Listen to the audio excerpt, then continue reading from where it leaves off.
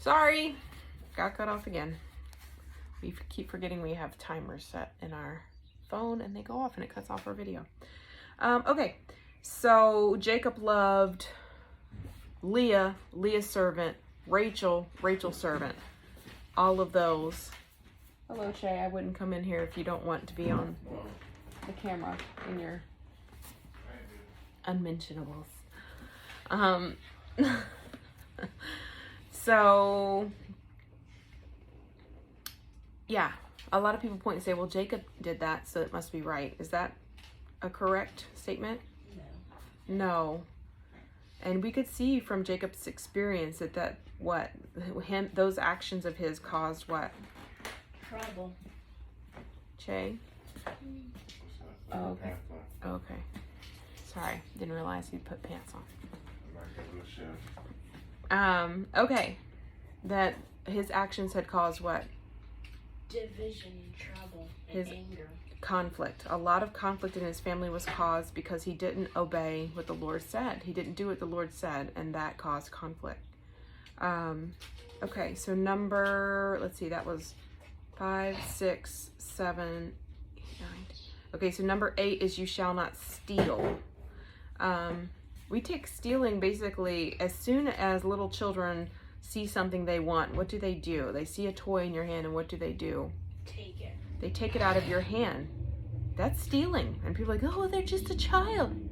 Those are the seeds. That's why we teach our children, wait. You ask the other child, can I have a turn when you're finished? Not right now. Not can I interrupt your play, but can I have a turn when you're finished? You don't just grab it and start to wrestle over it. But when we allow our children to just grab things out of hands, that's what causes robbers in the future. It's not what causes robbers, but that plants seeds of that type of thinking. The type of thinking is, I see it, I want it, I take it, and it's mine. That's the seed that produces stealing.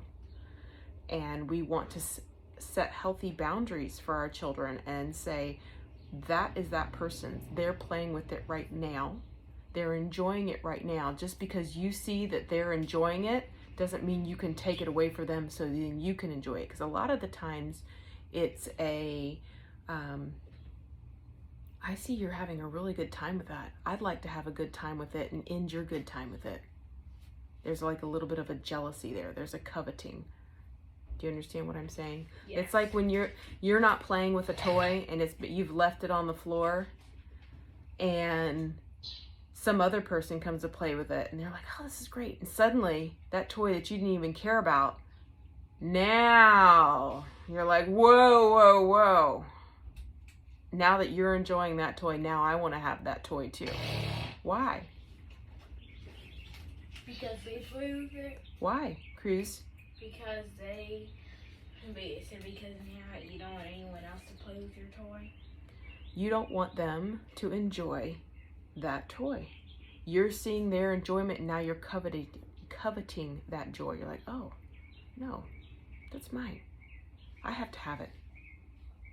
So once we start to set those boundaries of, whoa, no, they're enjoying that toy right now. You can enjoy it when they're finished. Not demand to have it right when you want it, but when they're finished. These are all seeds that we need to plant of good boundaries, healthy boundaries. Okay, number 9, I think. You shall not give false testimony against your neighbor. What is that really saying? Don't lie. Don't lie. Lies are hard sometimes because you don't want to tell the truth. You don't want to tell the truth sometimes because you're afraid of what might happen. I try not to lie, even when it's hard for me not to lie. But I'm scared to lie. But you should be. If you trust yourself to the Lord, then you don't need to be afraid.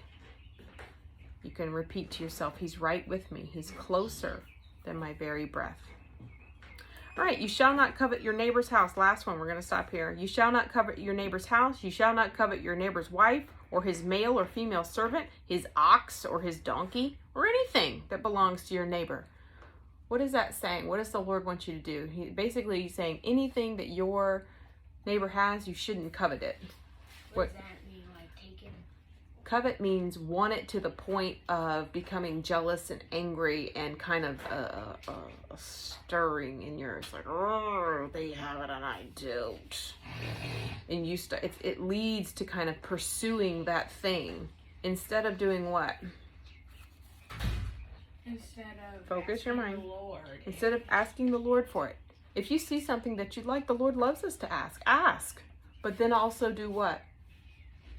So wait for his response. Yeah, trust him to give it to you in his time, number one. And number two, we have to be able to be happy that other people have good things. If you can't be happy that someone else is enjoying theirs, what is that really saying? I can't be happy that you have just had a cupcake and I didn't have one. Or you just got a new car and I'm still stuck with this 2000 car. I like all types of cars. But what is that really saying? If you can't be happy and delight in other people's blessings. Then it says You can't be happy in yours. No, well, a little bit. Yeah, I guess that it's true. You couldn't be happy in yours because there will always be the next thing. like, for instance, they just came out with iPhone 15. Yeah, there will always be something else once you get that thing. But it's really saying that your focus is on who? Yourself. You. You're being selfish. Your focus is just on you. Not on pleasing the Lord, not on being thankful for what the Lord is giving you, not on being happy and joyful that the Lord is blessing other people. Okay, we're going to stop there. We're on page 62. Sorry for the break. Sorry for the other things going on behind us. Okay, goodbye.